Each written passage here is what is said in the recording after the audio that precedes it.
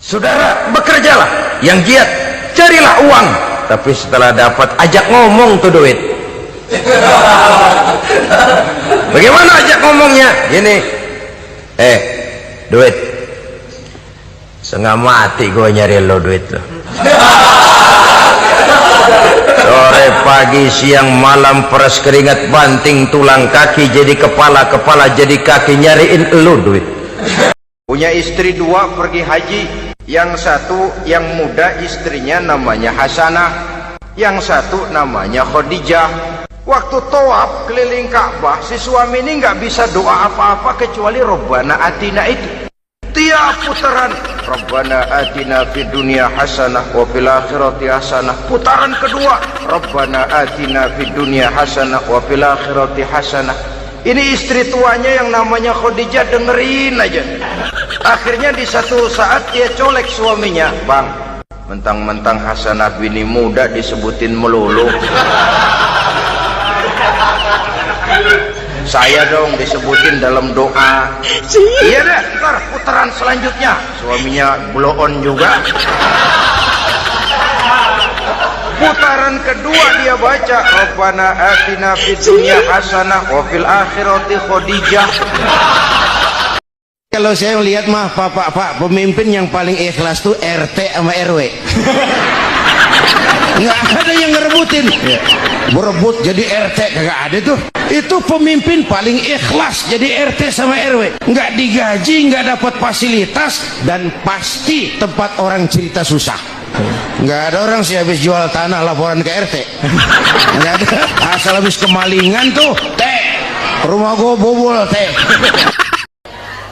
Kambing mah nyontohnya kambing, kebo nyontohnya orang, nyontohnya orang. Makanya Nabi kita orang, bukan malaikat, bukan jin, bukan dewa, manusia.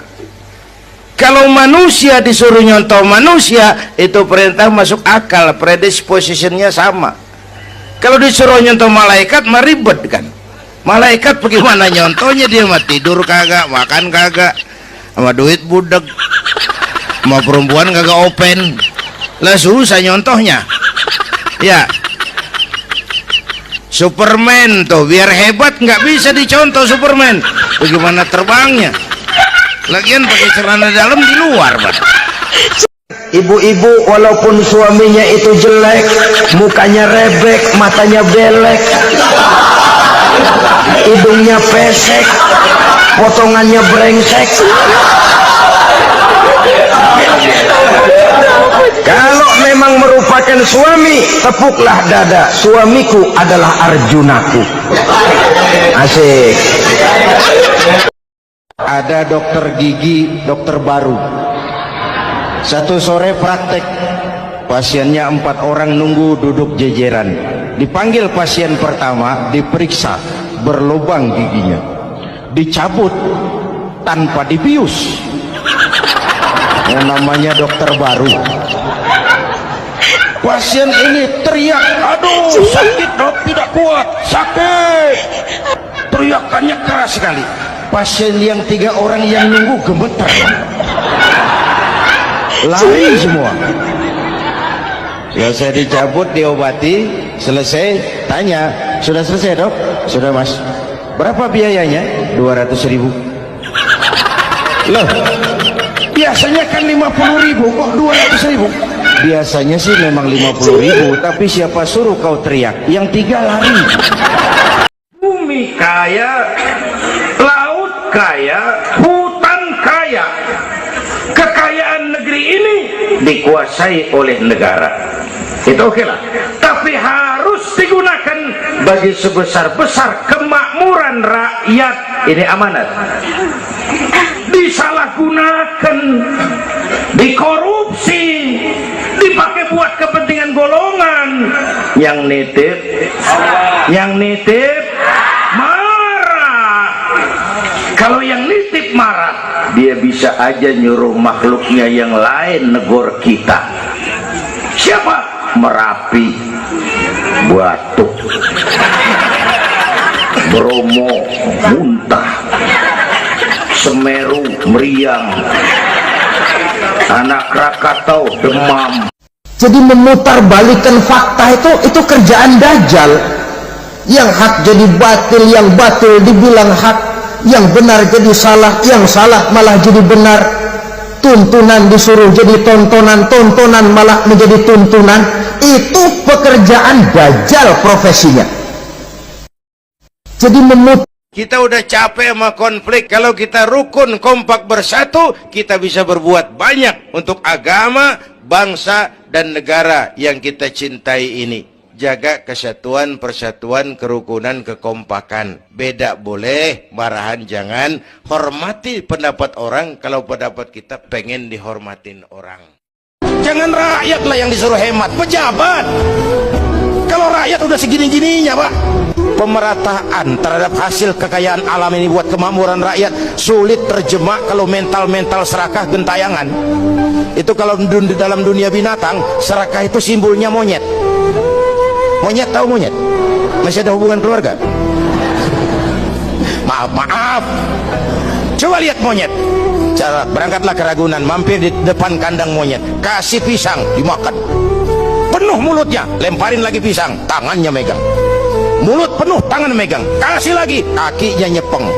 Monyet tuh, mulut penuh, tangan penuh, kaki megang. Teman sebelahnya dikasih, masih dirampas juga. Monyet, tamak, serakah, rakus. Ini kalau mental monyet masih gentayangan di republik ini, kapan pemerataan mau jadi kenyataan? Yang kaya makin kaya, yang miskin makin nyungsep. Jangan rakyatlah yang disuruh hemat, pejabat. Kalau rakyat udah segini-gininya, Pak, ikat pinggang-pinggangnya udah kecil, masih dikencengin juga. Iblis diperintahkan oleh Allah untuk datang kepada baginda Rasulullah Sallallahu Alaihi Wasallam. Baginda Rasul kemudian bertanya, Iblis, ada berapa sih teman-temanmu dari golongan umatku? Iblis menjawab, ada 10 orang. Siapa mereka? Pertama, kata Iblis, hakim yang curang, yang tidak adil. Yang kedua, orang kaya yang sombong. Yang ketiga, pedagang yang berkhianat. Yang keempat, orang yang minum arak, pemabuk. Yang kelima, tukang-tukang fitnah. Yang keenam, orang yang riya. Yang ketujuh, orang yang memakan harta anak yatim. Yang kedelapan, orang yang nganggap enteng sholat. Yang ke-10, orang yang terlalu panjang angan-angan. Dulu ada tuh, satu hari tabrakan di jalan, kenceng, buah, korban jatuh belepotan darah, dikerubungin orang banyak. Datang wartawan, mengambil gambar dari dekat susah, orang banyak bener ngerubung, cari akal nih wartawan. Tolong, saya dikasih jalan ke dekat korban. Orang nengok semua, saudara siapa? Saya bapaknya korban, katanya. Dia ngaku bapaknya korban. Ya orang minggir semua. Minggir, ini ada bapaknya korban. Orang minggir semua, dia maju ke depan korban. Sampai di depan korban, pucat mukanya tuh wartawan. Kenapa? Yang ketabrak anak monyet, Pak. Dia udah kedongan ngaku bapaknya korban. Bu, ini cerita pendek tapi pesannya lumayan nih. Kalau belum kenal bener mah jangan buru-buru ngakuin, ya. Dia kagak tahu yang ketabrak siapa, main ngakuin aja. Saya bapaknya korban. Lu makan lu jadi bapak monyet, sono lu. Biar jenggotnya 1,5 meter, sorbannya kayak Superman. Kalau ngaku jadi nabi, wajib tidak percaya. Umat Islam harus tetap waspada dengan kemungkinannya muncul nabi-nabi baru, nabi-nabi kesiangan. Ada Ahmad Musaddiq, konsultan bulu tangkis jadi nabi. Musibah itu kan kalau menimpa orang baik-baik namanya ujian. Kalau menimpa orang setengah baik itu paru-paru, yang bikin malaikat bingung. Sholat rajin, maksiat tekun, baca Quran mau, fitnah orang hobi, ngaji nyolong jalan terus. Untung di sini nggak ada yang begitu. Di Jakarta banyak, di sini insya Allah sama.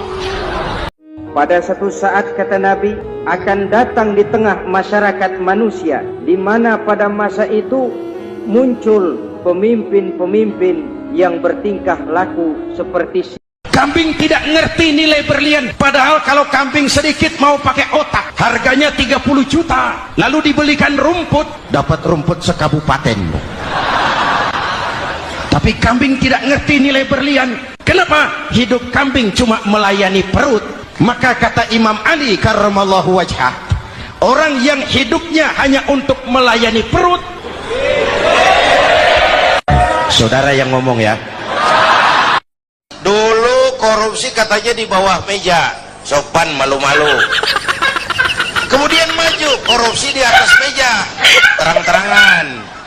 Sekarang meja-mejanya dikorupsi, bukan lagi atas meja bawah meja, meja-mejanya disikat sekalian. Kekuasaan kalau jatuh ke tangan orang beriman, aman. Ilmu kalau jatuh ke tangan orang beriman, manfaat. Harta kalau jatuh ke tangan orang beriman, manfaat, rahmatan lil. Tapi kekuasaan jatuh di tangan orang yang jauh dari iman, Fir'aun. Akhirnya Fir'aun mengangkat diri jadi Tuhan, ditenggelamkan di Laut Merah. Begitu udah cengap-cengap napas sampai tenggorokan, baru amantu bi Rabbi Musa wa Harun. Aduh, kalau begini saya juga percaya sama Tuhannya Musa. Udah mau mati, malaikal maut gemes banget, dikedukin lumpur, dijebulin, mampus loh.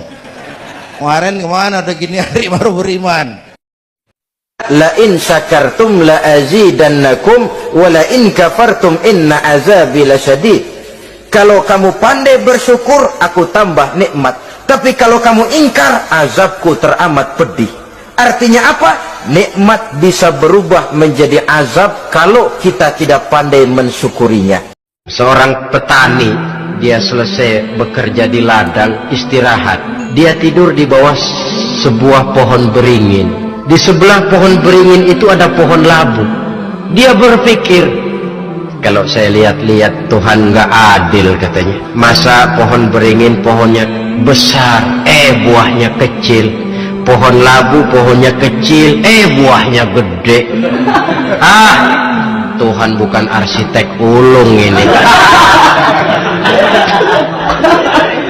Baru dia selesai berpikir Tuhan tidak adil, jatuh sebutir buah beringin tepat menimpa hidungnya. Dia terkejut. Kalau begitu saya sadar katanya, Tuhan benar-benar adil. Coba kalau buah beringin segede buah labu, waduh, kayak apa muka saya ini. Bu, ini korupsi susah diberantas. Kenapa? Karena petinggi-petinggi kita disiplinnya takut sama atasan, tapi nggak takut sama Tuhan. Persis kayak anak muda naik motor tengah malam ngebut, wah, lampu merah nyerobot terus, di stop sama polisi. Prit, iya pak. Minggir, siap pak. SIM ada pak. STNK punya pak. Tahu lampunya merah? Tahu pak. Kenapa jalan terus? Saya kagak tahu, ada bapak. Enteng banget nyahutnya kayak orang kagak salah. Kan disiplin kalau ditongkrongin doang. Bu, hati-hati, jaga akidah, wariskan kepada anak-anak kita. Coba lihat orang yang punya duit sama yang enggak punya duit, jangan gaya hidupnya, gaya jalannya aja lain. Allah tidak melihat potonganmu. Allah tidak melihat hartamu. Yang Allah lihat itu adalah hatimu dan amal perbuatanmu. Orang kaya itu siapa sih? Yang banyak duit? Belum tentu. Yang kebunnya di mana-mana ngebelakang? Belum tentu. Yang pabriknya selebar-lebar? Belum tentu. Yang punya segala macam peternakan, dari peternakan gajah sampai peternakan kutu.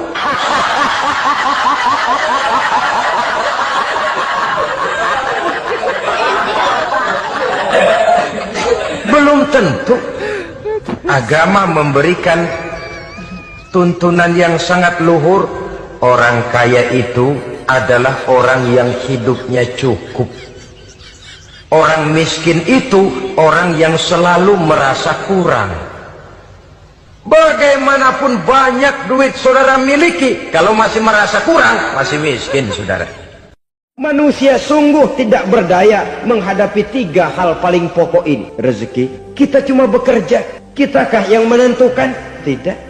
Kita berusaha saja, rezeki belum pasti dapat. Yang parah, antara Cirebon Losari dia, perbatasan Jawa Tengah Jawa Barat, pernah muncul agama baru namanya agama Jasun, agama Jawa Sunda, agama Jasun Jawa Sunda. Yang jadi nabi Tugimin. La haula wala quwata. Saya bilang ini jangan jadi nabi, jadi kiai juga nggak angker ini. Al Mukarram Bapak Kiai Tugimin. Nggak enak. Yang lebih nggak enak selawatannya loh itu.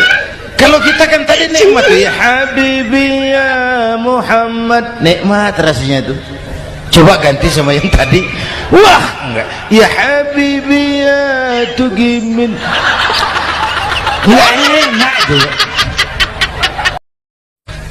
Musibah itu kan kalau menimpa orang baik-baik namanya ujian. Kalau menimpa orang setengah baik itu paru-paru, yang bikin malaikat bingung. Sholat rajin, maksiat tekun, baca Quran mau, fitnah orang hobi, ngaji nyolong jalan terus. Untung di sini nggak ada yang begitu. Di Jakarta banyak. Di sini insya Allah sama. Orang separuh seperti itu kalau dapat musibah itu namanya teguran, bukan ujian. Kenapa ditegur? Lalai. Nah, kalau orang jahat dapat musibah itu namanya persekot, uang muka tanda jadi. Jadi gini, orang itu kalau biasa susah, ketemu susah, tidak kaget Pak, mentalnya kuat. Saya santri biasa makan kangkung, datang ke rumah teman dikasih kangkung, loh makanan saya ini, dikasih daging ayam nambah. Orang tuh kalau biasa susah enak. Saya santri biasa tidur di masjid, disuruh nginep di hotel, pules Pak. Tapi yang biasa tidur di hotel suruh nginep di masjid, encok. Hidup ini perjuangan. Mau sukses harus berani susah. Ketua masjid bapaknya, bendahara anaknya, sekretaris mantunya, Bilal besannya, kolbeduk engkongnya. Pokoknya asal masih ada garis keturunan masuk, tidak minggir. Iblis tidak senang ada orang kaya tidak sombong, tapi iblis paling senang kalau ada orang kaya sombong. Lebih senang lagi iblis kalau ada orang miskin sombong. Masya Allah, orang kaya sombong, walaupun iblis senang, orang masih bilang pantas saja dia sombong, kaya apaan aja punya. Udah miskin sombong, kira-kira yang disombongin apa? Penyakit yang namanya stres lalu menjadi stroke itu umumnya karena orang kehilangan keikhlasan. Tetangga sebelahnya beli TV, dia demam, panas dingin. Temennya naik jabatan, dia masuk rumah sakit.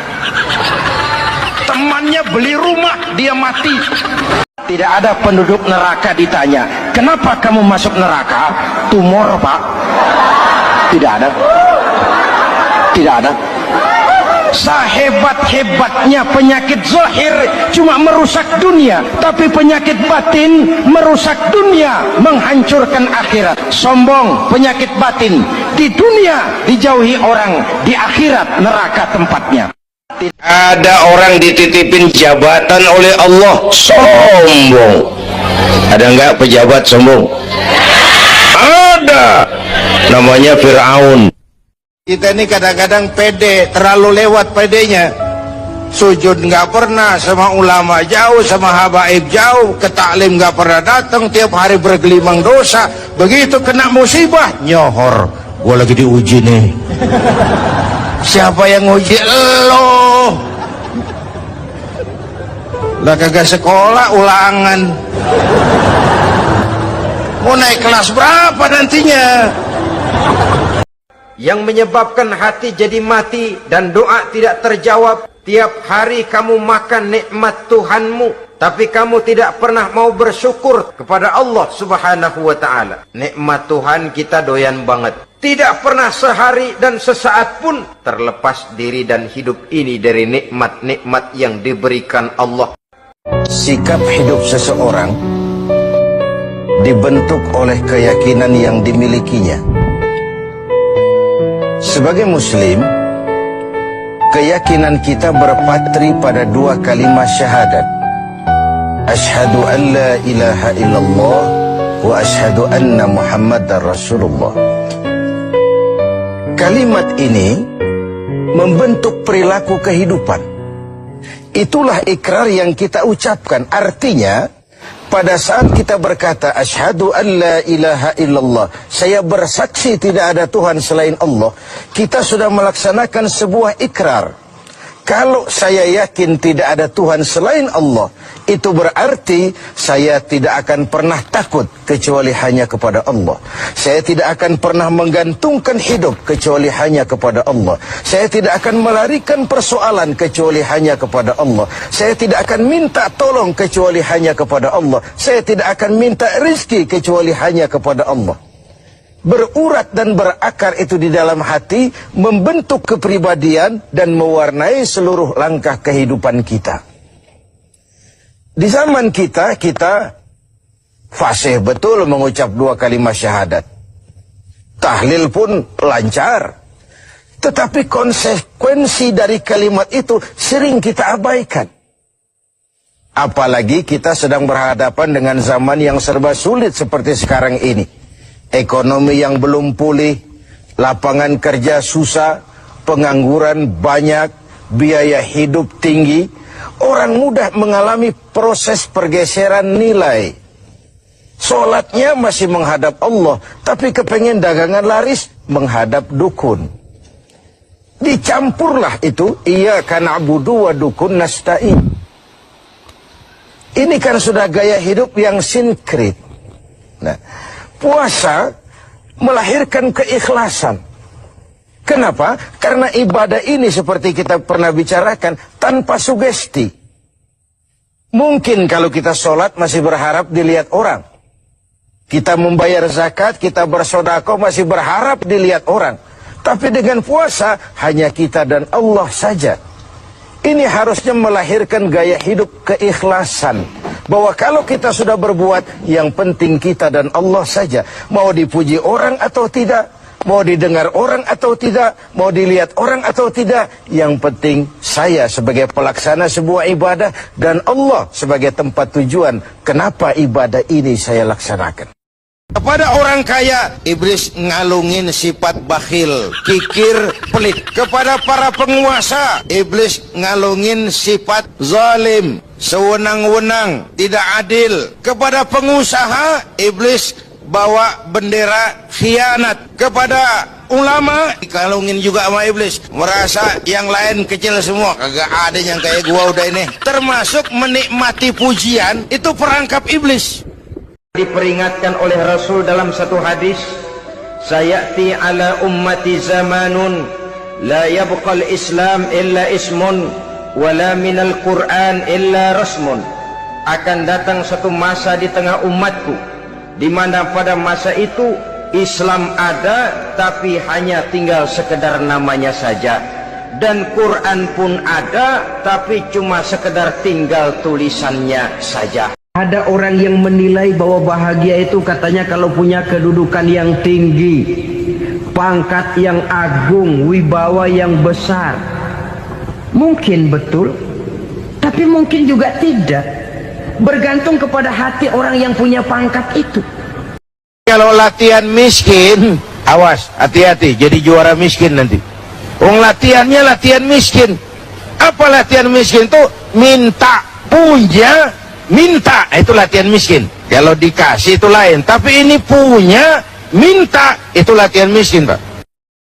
Yang saya khawatir apa? Pada gilirannya di negeri ini akan makin banyak penghayal-penghayal kelas berat, tukang-tukang lamun kelas tinggi, yang hidup cuma ngumpulin jikalau. Jikalau, andai kata, umpama misalnya, orang sudah kemana-mana kita masih menghitung. Memang nggak kelihatan kok orang yang banyak pahala sama yang banyak dosa, nggak kelihatan. Orang yang banyak dosa dengan yang nggak banyak dosa jalan bareng dari belakang, sama, nggak kelihatan beda. Tapi ada waktunya di mana pahala memegang peranan, di mana dosa diperlihatkan. Sama saja kalau kita bawa mobil siang, lampu kan nggak begitu berfungsi. Menghadapi orang munafik jauh lebih berat daripada menghadapi orang kafir. Kenapa? Munafik ini kan musuh dalam selimut. Mau dibilang musuh nyata-nyata, apalagi di zaman Rasul ya, ketika periode Madinah, berat sekali menghadapi orang munafik. Mau dibilang kafir, kalau ketemu assalamualaikumnya medok juga. Mau dibilang mukmin, di belakang ngegerundel, nyari-nyari penyakit, nyari-nyari lantaran, mencari-cari gara-gara. Kalau kafir jelas kafirnya, kalau musyrik jelas musyriknya. Tapi munafik, di depan kita dia mengaku beriman, di belakang kita dia caci maki kita. Siapa yang berbuat dosa sambil tertawa, nanti dia akan masuk neraka sambil menangis. Karena itu dipesan pula di dunia ini, sering-seringlah mencuci mukamu dengan air mata taubat, cuci lidahmu dengan zikir kepada Allah. Kalau harta saya banyak, semua orang mau nemenin saya. Tapi kalau saya jatuh miskin, kagak ada yang nongol. Kalau kita lagi basah nih, rezeki lagi lancar, yang tumben ketemu ngaku encing sama kita. Iya, lagu encing lu ini. Ketemu baru itu encing katanya. Tapi begitu kita bangkrut, melarat, bangpak, rusak, lalau, gak nemplok. Orang yang hatinya luas, saudara-saudara, punya hati yang lapang, melihat kenyataan hidup ini, dia bersyukur senantiasa kepada Allah. Lantas tidak timbul hasud dan iri hatinya. Oleh karena itu, jiwanya selalu lapang. Kalau tidak, cupik hati namanya. Dangkal pandangan, tidak senang melihat orang lain dapat nikmat, dan itu sering dijadikan Manusia. Kadang nafsu menang, kita turun lebih kayak binatang, bahkan lebih rendah daripada binatang, lebih buas daripada binatang. Sak buas-buasnya sapi, makanannya cuma rumput. Manusia kalau sudah buas itu aspal, kabel telepon, minumnya solar.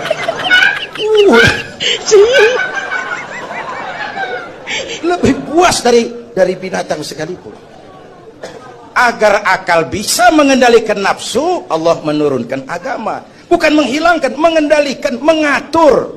Manusia tanpa nafsu bukan manusia. Manusia nafsu melulu, kebo. Tukang sol sepatu ditanya oleh temannya, "Bang, ngesol satu hari dapat berapa?" 200 rupiah. Sembayang enggak? Enggak. Islam kalau Islam Pak. Kata temannya, sembayang dah, kali aja besok dapat rezeki lebih banyak. Yang benar, iya, sebab kalau orang sholat itu Allah dekat, nanti rezekinya ditambah. Bener. Subuh sembayang dia, habis sembayang sarapan berangkat ke tempat dia ngesol, mangkal. Dari pagi sampai jam 11 belum ada juga yang ngesol. Mulai bimbang hatinya. Katanya kalau sembayang rezeki tambah. Tadi sembayang subuh sampai gini hari belum ada yang ngesol. Cobaan kali, sabar. Datang sholat zohor. Habis zohor nunggu lagi, belum juga ada yang datang ngesol. Udah mau pulang hampir maghrib, baru datang satu orang dandanin sendal jepit putus.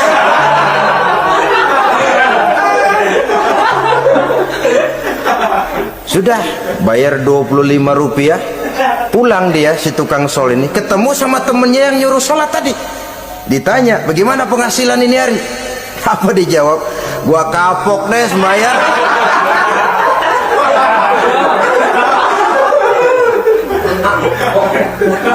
Kemarin nggak sembayang dapat 200, sekarang begitu sembayang jigo.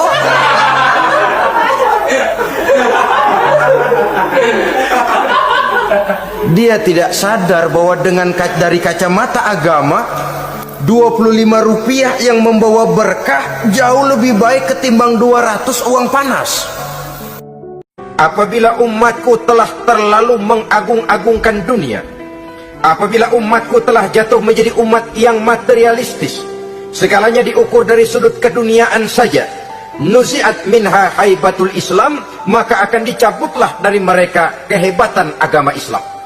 Hilang kehebatan Islam apabila kita jatuh menjadi umat pengagung dunia, penyembah materi. Menteri-menteri Malaysia pakai mobil Proton Saga, produknya sendiri. Kita 1,3 miliar. Mudah-mudahan mobil dinas baru ini bisa meningkatkan kinerja saya, kata seorang menteri. Dodol. Apa hubungannya mobil mewah sama kinerja?